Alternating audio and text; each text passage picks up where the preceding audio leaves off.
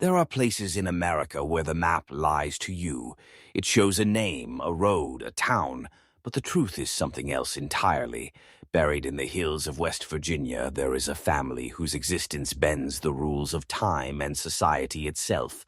A family whose bloodline runs in tight, unbroken circles for generations until the very shape of humanity begins to change. The Whitakers are not just an isolated story of hardship and survival. They are a living reminder that the past is never really gone. It lives in the bodies, in the faces, in the voices that echo through these valleys. And it was here that a man named Mark, driven by an instinct he could not explain, stepped into a place most men will never see, and many would never want to. It began with a whisper, a lawman telling Mark of a family out there beyond the paved roads. No electricity at first, no neighbors who would speak openly about them. A name only spoken with lowered voices, and yet the more the locals warned him to stay away, the deeper the pull became. Because Mark was not looking for a story that would please anyone. He was looking for something that would change him forever. When he finally reached Odd, West Virginia, the air felt heavy, as if the hills themselves were holding a secret, too large to speak aloud. The home stood weathered and defiant, like it had been holding its ground against time itself. The first thing he noticed was the silence. Not the silence of peace, but the silence of watching eyes. From that silence came movement, a figure stepping forward, not speaking, not smiling, not welcoming. But there was recognition in their gaze, as if they knew Mark had already crossed a line from which there was no return. This was not a meeting between strangers. This was an initiation into a truth that had been kept off the record for over a century, a truth built from generations of interwoven bloodlines, a truth that did not fit into two. The polite language of documentaries or news reports, and as Mark lifted his camera for the first time, he understood that he was no longer just a visitor. He was a witness to something ancient, dangerous, and irreversible. Most men hear the word inbreeding and think of it as a moral failure, a shameful stain whispered about behind closed doors. But the truth is older and far more dangerous. Across empires and dynasties, the most powerful bloodlines in history sealed themselves behind locked gates and high walls, refusing the touch of outsiders. Kings married their nieces, queens wed their brothers, and the children of these unions carried both the weight of a throne and the curse of a collapsing gene pool. From the Habsburg jaw to the madness of Charles of Spain, the pattern was always the same. Power preserved at the cost of the body and the mind. The Whitakers were not royalty. They did not have gold thrones or jeweled crowns, but they inherited the same principle that had guided the rulers of the old world. Keep the bloodline pure. Marry only within the known. Trust no one from outside the fold. Generation after generation, the same surnames circled back on themselves until the family tree stopped branching and began folding inward like a dying star. Mark stood in the center of this reality camera in hand, knowing he was not just filming people. He was filming the human cost of an ancient idea. He saw the way some of them spoke in sounds rather than words, the way they seemed to read each other without speaking, the way their eyes sometimes drifted in different directions, like they were looking at two worlds at once. It was communication stripped to its primal core, raw, unfiltered survival of thought between blood, and then there was the unspoken law of the mountains. They were protected. The locals knew the truth. They also knew the cruelty of outsiders who came to stare, so they built an invisible wall around the Whitakers. Anyone crossing it without permission would find themselves turned away by more than words.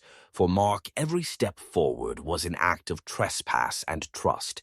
He was being allowed into a living archive of a bloodline that had been cut off from the world for over 100 years, and with every shutter click, he felt the gravity of what he was capturing.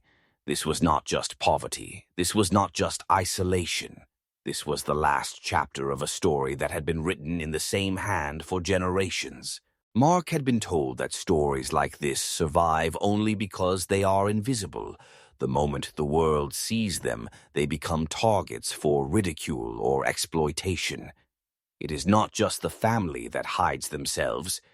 It is the system that buries them under layers of distraction and noise, because if men began to look too closely, they would see that the same forces that shaped the Whitakers have shaped entire nations. Isolation is not always an accident. Sometimes it is engineered. You take a community, you remove opportunity, you limit the flow of new blood, new thought, new influence. You create a place where the only people left to marry are the ones who already share your last name. And slowly the family becomes both its own world and its own prison. For generations no one intervened, not the government, not the church, not the so-called guardians of morality. Why? Because families like the Whitakers are useful as a cautionary tale, a whispered warning about what happens when you do not follow the approved path. Keep the story alive, just enough to scare the rest into obedience. But in the quiet, Mark began to see something that did not fit the narrative. They were not monsters. They were not simply victims. There was a fierce loyalty here, a way of protecting one another that outsiders could not understand. They had built their own rules, their own hierarchy, their own way of surviving in a world that had abandoned them long before they were born. It was here that the line between forbidden history and present reality began to blur. The same hidden agendas that have controlled bloodlines for kings and queens still exist today. They just wear different clothes, and if you are paying attention, you start to see the same patterns in the boardrooms of billionaires and the private islands of the elite. And if you are still here, still listening, then type the phrase, "I see the pattern," twice in the comments. Right now. It is not just for the algorithm. It is to mark yourself as someone who has stepped past the point of no return, because from this moment on, you will start to notice the same signatures everywhere you look. When you look far enough back, the Whittaker story stops being an isolated mountain tale and becomes a thread in a much older tapestry, a tapestry woven by kings, priests, bankers, and shadow rulers who understood that controlling blood was the same as controlling destiny. Every empire that has stood for more than a century has done it. Egypt, Rome, Byzantium, the crown heads of Europe. They wrapped their lineage in iron gates and sealed it with marriage contracts written in candlelight. The same logic that kept Egyptian pharaohs marrying their sisters is the same logic that kept this family bound to itself in the hills of West Virginia. It is the belief that purity is worth more than health, that blood is worth more than breath, that loyalty comes not from choice but from birth itself, and if the body breaks under that weight, so be it. The blood remains intact. But there is another layer most men will never see. When you keep a bloodline contained, you also keep the mind contained. Generations learn only the rules you give them. They inherit not just faces, but thought patterns. They stop asking questions that have no place in their closed world, and that is where control becomes absolute. Mark understood this was more than a family photo project. He was staring at a living example of how the elite preserve power without lifting a sword, cut off the flow of new voices, marry only those who are already part of the circle, protect the circle at all costs, repeat for 100 years, and the outside world becomes as distant as the moon. And yet even in this there was something the architects of this design could not kill, a spark. You could see it in the way certain members looked at the camera as if they knew exactly what was happening. It was the same spark that has burned in every man who has ever realized he is inside a cage. It was not a roar yet, but it was not silence either. Mark left that day with the weight of history in his hands. Not just the Whitakers' history, but the history of every bloodline that has ever been bent and shaped by the will of those who believe they own the future. The deeper you go, the more you realize that the greatest secrets are not hidden in vaults or encrypted files. They are hidden in plain sight inside lives the world chooses not to see. The Whitakers were never a secret to the people who lived near them. They were a secret to you, to me, to anyone outside the invisible border drawn around their lives.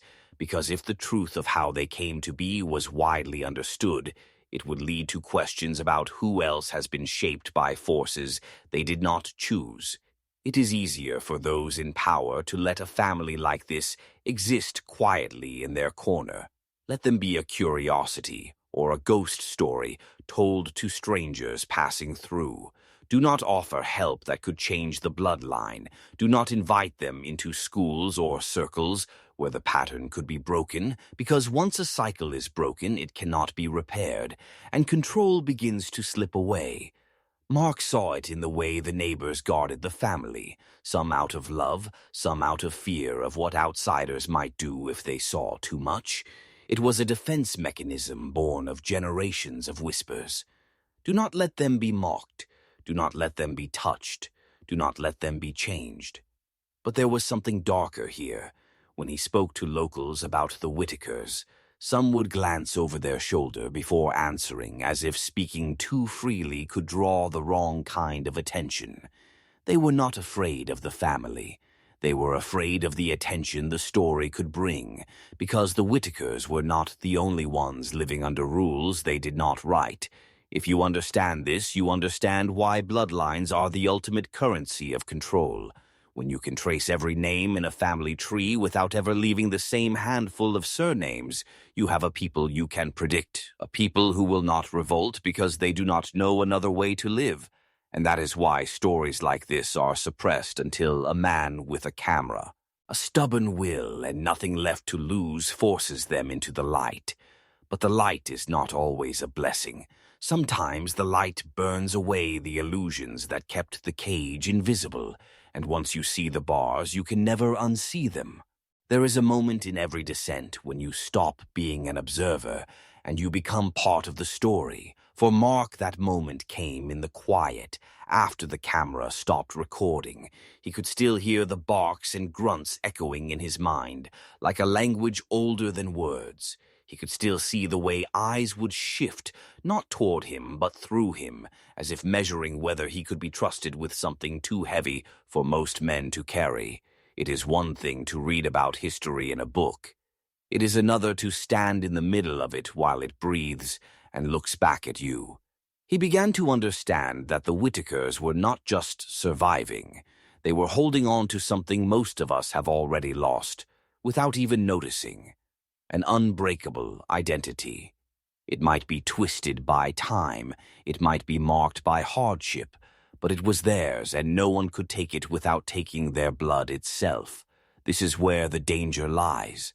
When you know who you are in a world built on confusion, you become harder to control.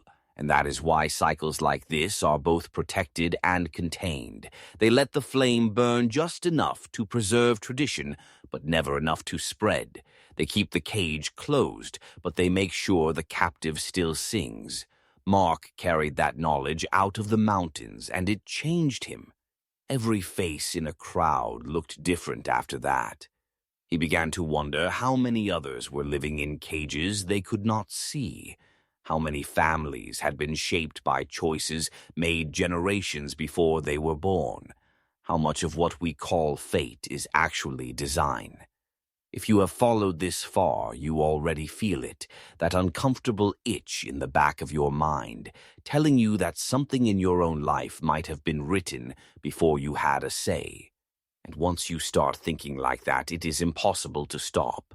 This is the point where most men turn away.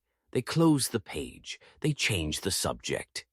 They go back to the comfort of believing their choices are entirely their own.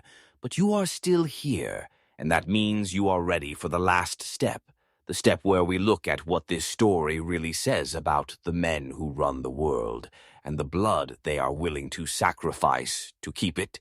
History is full of bloodlines built like fortresses, From the crowned heads of Europe to the merchant dynasties of the East to the quiet families who own more land than some nations, the names change, the languages change, but the blueprint stays the same. Control the blood and you control the future. The Whitakers are the shadow version of that blueprint, not dressed in gold or seated on thrones, but still shaped by the same principle: isolation, containment, preservation at any cost. For kings, it is done with palaces and politics. For the Whitakers, it was done with dirt roads and dead ends. But the outcome is the same: a people locked inside the walls of their own blood. When you look at them, you are not just seeing a family in the hills. You are seeing the raw form of a method the elite have polished for thousands of years. The Whitakers wear it openly because no one taught them to hide it. The powerful wear it in disguise. Their marriages are contracts. Their children are investments. Their family trees are battle plans drawn in flesh and bone. Mark understood this in the final hours of his time with them. He saw the parallels so clearly it felt like a slap. The same quiet control, the same relentless protection of the circle. The only difference was the wealth to cover the scars. And here is the part that no one wants to say out loud: you are living inside the same system. Maybe your cage is made of glass and opportunity instead of rust and gravel. Maybe your bloodline is not locked, but your mind is, fed the same ideas repeated until they sound like your own, guided into choices that keep the machine running. You call it freedom, they call it design. The Whitakers are not just a story of tragedy, they are a mirror. And if you are brave enough to look long enough, you will see your own reflection staring back at you. So here is the question you have to answer when this video ends. Will you keep walking the path that was written for you, or will you break the pattern before it swallows another generation whole? Type Y, break the pattern in the comments.